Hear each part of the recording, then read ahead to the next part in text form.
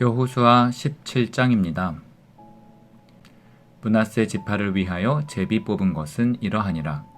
므낫세는 요셉의 장자였고 므낫세의 장자 마길은 길르앗의 아버지라.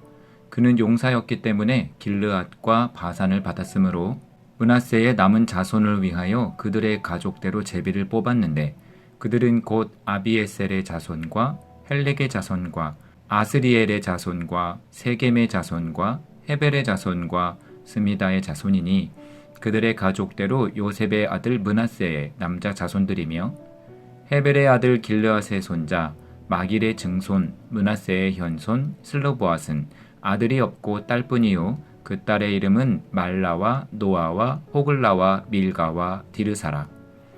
그들이 제사장 엘르아살과 눈의 아들 여호수아와 지도자들 앞에 나와서 말하기를, 여호와께서 모세에게 명령하사 우리 형제 중에서 우리에게 기업을 주라 하셨다 하매, 여호와의 명령을 따라 그들에게 그들의 아버지 형제들 중에서 기업을 주므로 요단 동쪽 길르앗과 바산 외에 므낫세에게 10분깃이 돌아갔으니, 므낫세의 여자 자손들이 그의 남자 자손들 중에서 기업을 받은 까닭이었으며, 길르앗 땅은 므낫세의 남은 자손들에게 속하였더라.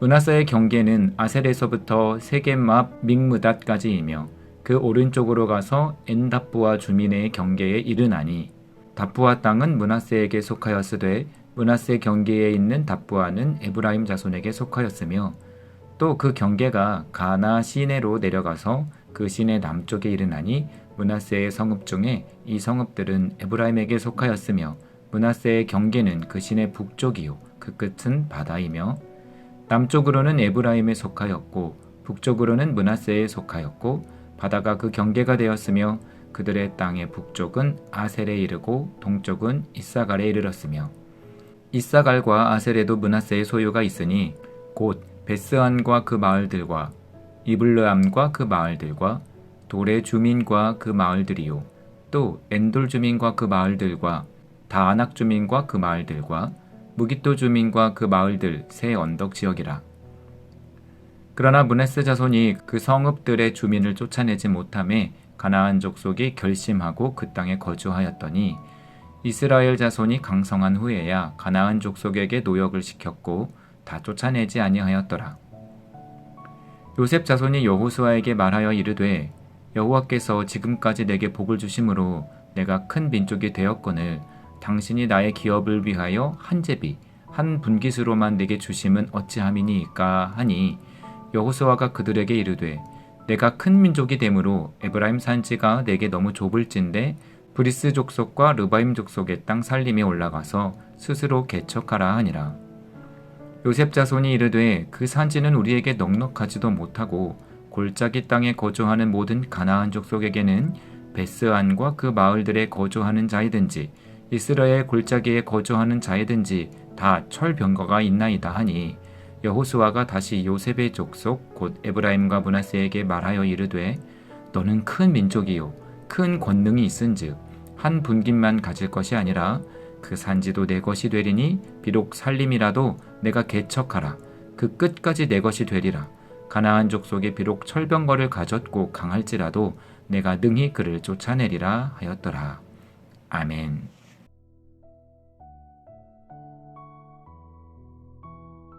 요셉 자손이 여호수아에게 불평을 제기합니다. 에브라임 지파와 므낫세 지파를 합쳐서 요셉 자손이라 합니다. 그들의 불평은 이것입니다. 우리는 두 지파인데 제비를 하나밖에 뽑지 못했다. 불공평하다. 사실 제비를 하나만 뽑은 것은 맞지만 그들은 본래 한 지파가 나뉜 것이었고 할당된 영토가 좁지도 않았습니다. 두 지파가 거주할 만했습니다. 또한 므낫세 지파 중 반은 요단강 동쪽에 이미 넓은 땅을 분배받기도 했습니다. 그러니까 거주할 면적이 부족해서가 아니라 형평성이라는 가치 판단으로 불만을 제기한 것입니다.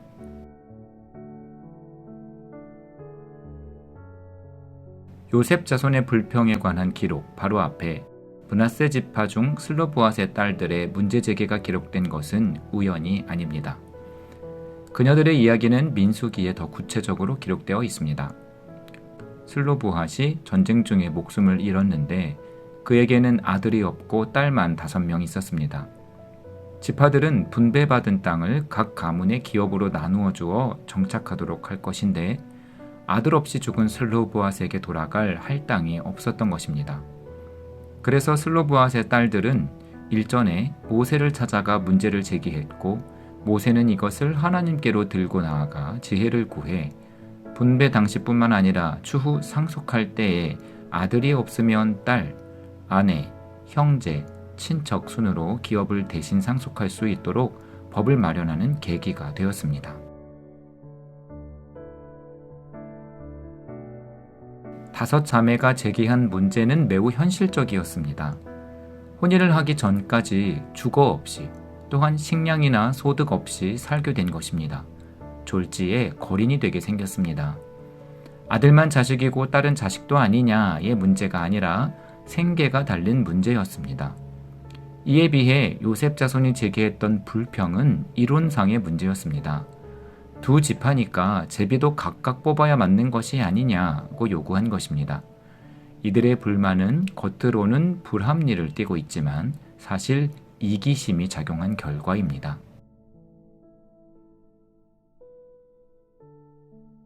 다른 지파들은 면적이 작아도 가만히 있는데 왜 유독 요셉 자손만 불평을 제기하고 있을까? 그들은 뭐가 그렇게 당당할까 하고 의아할 수 있습니다. 이유가 있었습니다. 요셉이 어떤 사람입니까? 현재의 이스라엘을 가능케 한 사라져버릴 수도 있었던 야곱 가문의 생명을 살린 장본인 아닙니까? 그들이 어거지 같은 말을 당당히 할 수 있었던 이유는 요셉의 후손이기 때문입니다. 요셉이 받을 영광을 자신들과 동일시했던 것입니다. 요셉의 후손이기 때문에 제대로 대접을 받을 충분한 이유가 된다고 여겼던 것입니다. 여호수아는 이 일을 어떻게 해결할까요? 모세가 슬로브핫의 딸들에게 요구대로 들어주었으니 요셉 자손의 요구도 그대로 들어주어야 할까요? 여호수아는 눈 하나 꿈쩍하지 않습니다. 그들의 문제를 하나님께로 가지고 가지도 않습니다. 하나님께 가지고 나아갈 만큼 큰 문제가 아니었던 것입니다. 여호수아가 내린 판단은 이렇습니다. 하나님께서 주신 기업이 좁으면 스스로 개척하라. 아직 가나안에는 정복되지 않은 지역들이 많았습니다. 제비 뽑아 하나님께로부터 받은 면적이 부족하다면 스스로 마련하면 되는 것입니다. 여호수아는 요셉 자손에게 직접 군대를 조직하여 땅을 정복하고 개척하여 영토를 확정하라고 제안합니다.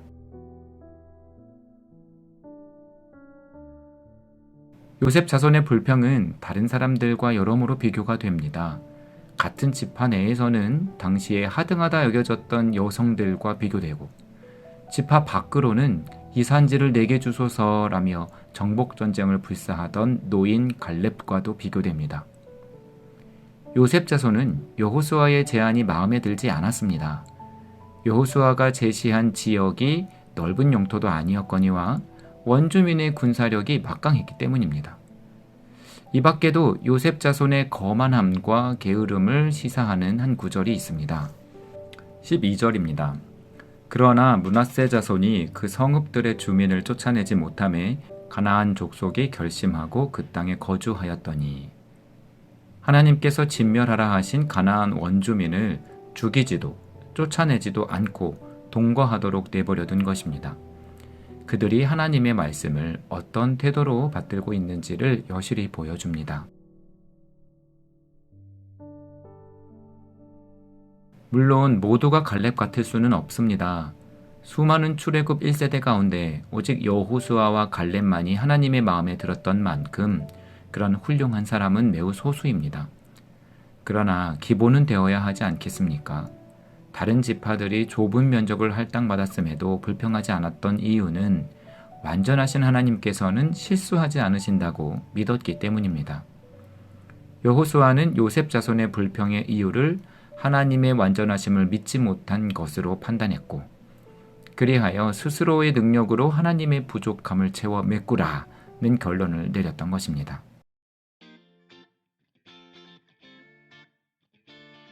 하나님께서 누구를 돕고 싶으실까요?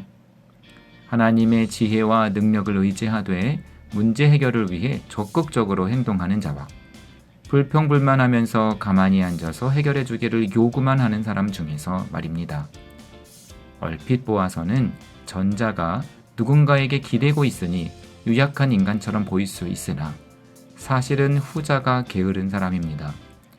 갈렙과 요셉 자손 사이에 드러나는 차이만큼 적극적인 행동은 하나님을 신뢰하며 의지한 사람에게서 나타납니다. 요셉 자손의 행동을 반면교사 삼아 하나님을 더욱 신뢰하는 자리로, 적극적인 행동의 자리로 나아가는 우리 모두가 되어야 할 줄로 믿습니다.